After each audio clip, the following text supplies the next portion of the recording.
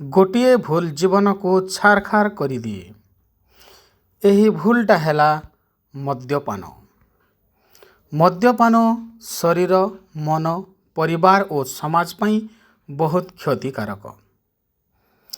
ଏହାଦ୍ୱାରା ଶରୀରର ଅନେକ କ୍ଷୟକ୍ଷତି ହୋଇଥାଏ, ଯଥା ଯକୃତ ବା ଲିଭର କାମ କରିବା ଧୀରେ ଧୀରେ ବନ୍ଦ କରିଦେଇଥାଏ।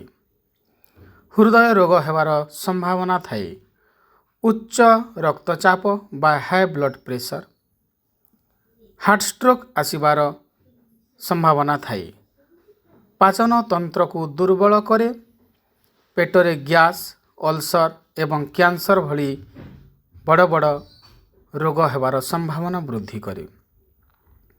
ମସ୍ତିଷ୍କରେ ପ୍ରଭାବ ପକାଇ ସ୍ମୃତି ହାନି କରେ। ପ୍ରଜନନ କ୍ଷମତା କମାଇ ଦିଏ। ମନ ଉପରେ କ'ଣ ପ୍ରଭାବ ପକାଇଥାଏ ନା ଆତ୍ମନିୟନ୍ତ୍ରଣ କମିଯାଏ, କ୍ରୋଧ ବଢ଼େ, ଅସ୍ଥିରତା ଆସେ, ମନରେ ଚିନ୍ତା, ଅବସାଦ ବା ଡିପ୍ରେସନ୍ ସୃଷ୍ଟି କରେ। ଆସକ୍ତି ହୋଇ ନିର୍ଭରଶୀଳ କରିଦିଏ, ଯାହାକୁ କି ଆମେ ଆଲକୋହଲ ଏଡିକ୍ସନ୍ ବୋଲି କହିଥାଉ। ପାରିବାରିକ ଓ ସାମାଜିକ ଅପକାରିତା ଘଟାଇଥାଏ, ଯଥା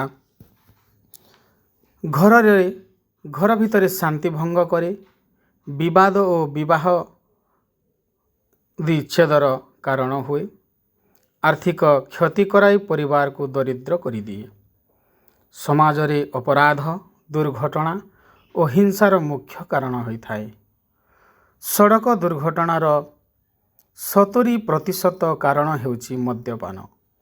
ତେଣୁ ଏହି ମଦ୍ୟପାନକୁ ଆମେ ପରିତ୍ୟାଗ କରିପାରିଲେ ଜୀବନରେ ଆମେ ସୁଖରେ, ଶାନ୍ତିରେ, ଆନନ୍ଦରେ ବଞ୍ଚିବା। ଜୟ ଜଗନ୍ନାଥ।